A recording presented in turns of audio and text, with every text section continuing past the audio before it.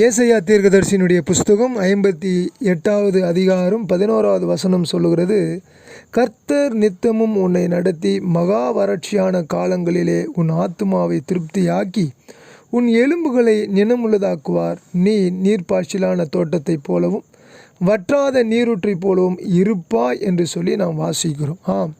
ஆண்டவர் ஒவ்வொரு நாளும் ஒவ்வொரு நிமிஷமும் நம்மை வற்றாத நீரூற்றை போல இருக்கும்படியாக செய்து கொண்டிருக்கிறார் என்பதை நாம் உணர வேண்டும். ஆண்டவர் மாத்திரம், கர்த்தர் மாத்திரம் நம்மை நடத்தவில்லை என்று சொன்னால் இந்த உலகத்திலே நம்மை நடத்த ஒருவரும் இல்லை என்பதை நாம் மறந்துவிடக்கூடாது.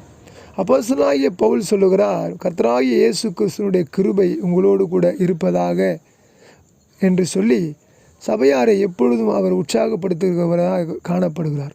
ஆகவே நீங்களும் நானும் இந்த கடைசி காலத்திலே கர்த்தர் நித்தமும் நம்மை நடத்தி வறட்சியான காலங்களிலே நம்மோடு கூட இருந்து நம்மை திருப்தியாக்குகிற என்பதை நாம் மறந்துவிடக்கூடாது. நம்முடைய எலும்புகளை நினமுள்ளதாக்குவார் என்பதையும் நாம் மறந்துவிடக்கூடாது. நாம் நீர்ப்பாய்ச்சலான தோட்டத்தைப் போல இருப்போம் என்பதையும் மறந்துவிடக்கூடாது.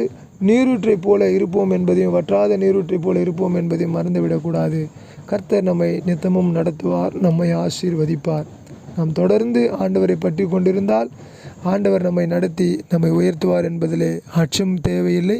கர்த்தர் நம்மை நடத்துவாராக. கர்த்தர் உங்களை ஆசீர்வதித்து பெருக பண்ண செய்வாராக. God bless you. ஆமேன்.